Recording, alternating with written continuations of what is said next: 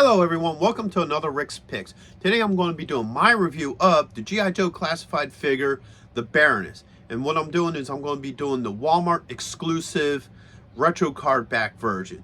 So what I'm going to do is I'm going to look at her in packaging first, then I'm going to take a look at the figure and her accessories, and then I'm going to give you my thoughts and figures on her. So just remember, if you do like this video, do me a favor and hit that like button. And if you want to see more content, hit that notification bell in the corner. So without any further ado, let's get to the review. So here we have the Baroness on her card back, and it's a really nice card back. It's called back to the original figure. The one problem I do have with this, and this is the problem that all the collectors have been having, is that the way Walmart ships it out, the packaging gets damaged. So there's creases in it, there's, marks on the edges, because usually they send them out in just a bag, which sucks for any collector who wants to keep it in packaging because now it is in a mint state. Someone like me, it's not a real big deal because I always like to take them out of packaging. But now I have heard a few things to where people have actually got it in box and the packaging was protected, but 9 out of 10 times, unfortunately, that is not the case. So, yeah, this is a really good callback to the figure. You got this nice clamshell that shows her, all her accessories. When you spin her around this way, you have her classification card, the G.I. Joe logo, all the figures that are part of this wave. And then you got all your legal on the bottom. Like I said, see, you can see, like, damage here, some more damage there. It's a shame that they package it that way. I wish they would have take a little bit more time, a little bit more care. For those of you who like to actually keep it in box, opposed to us who, don't, it doesn't really matter. So speaking of taking it out of box, let's take a look at her. Okay, so here we have the Baroness out of box. She's a very well sculpted figure. I really like the way she looks. I like how they mix the flat with the gloss of her armor. So let's give her the rotation. All right. All right. She also comes here. Let's take her off of this with her own little display stand. Just a gloss black with the Cobra logo on it. I think it probably would have been cool if they could have at least just taken an extra moment and just put her name on here. I think that would have been a really nice touch to go with it. So let's go through her points of articulation. So her head is on a ball joint, so it does swivel. She has a shoulder joint, an elbow joint, a wrist joint. All right. She also has a swivel up here at the, rib cage. It don't move much, but it is there.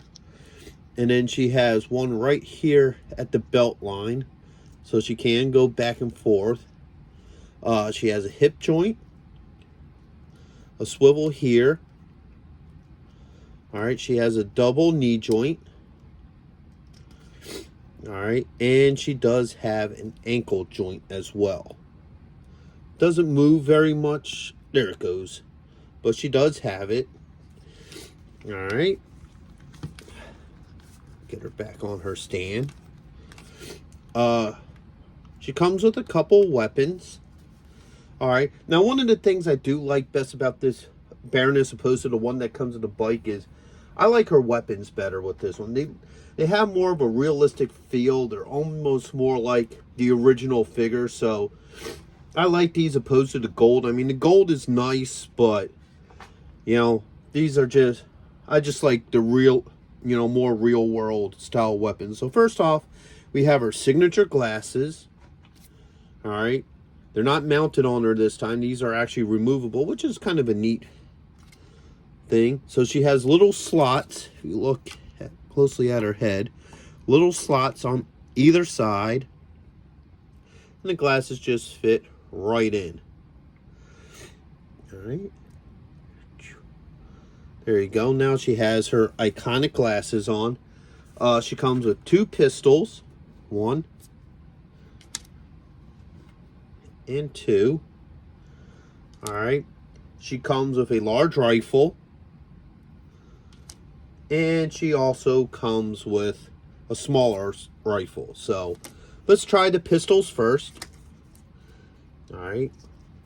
Her hands are soft. They're hard and soft. They're not completely hard to where you can't work them in, but they're not so soft that you could work them in a lot easier. So this pistol went in fine. Let's try the other one on the other hand. Oops. So what I'm doing is I'm working them in through the top. There we go. So there is a little bit of flexibility to her hands. And the pistol's going nice. And once again, back to the detail. I love this little snake skull right here on her shoulder. You also got the Cobra logo. So they definitely put a little bit of effort into this figure. So, you know, right there. Get her standing on this again. So now she has the dual pistols. And the other neat thing is, when she isn't carrying the pistols, pull this one out, she has two holsters here on the rear. So lift up her arm. So you have this gun go here, and then you got the other gun go on the other side. Oops.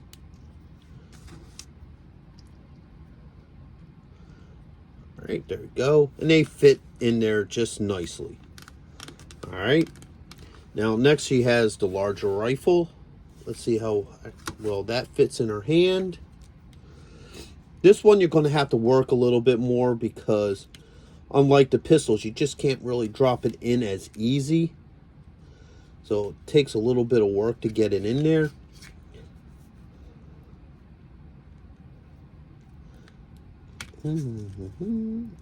Yeah, you got to really open up those fingers a little bit to get it in there. But after playing with it for a minute, yeah, that rifle goes in there nicely. Let's try her other one. Yeah, that fits in nicer in that hand too. So now she has both rifles. All right. Now here comes one of the flaws of this figure, I feel. So let's take the small assault rifle off. It does, if you look at it right here, does have a peg here. And what that's designed to do is move her head like this, have it sit on her back. Let me move her head over this way. So this peg goes right in here, and then put her like that. Which for most figures that wouldn't be a problem. It does sit in there nice. The only problem with doing that though is, and it may be hard to see in this picture, but because of her hair, it makes her head tilt down.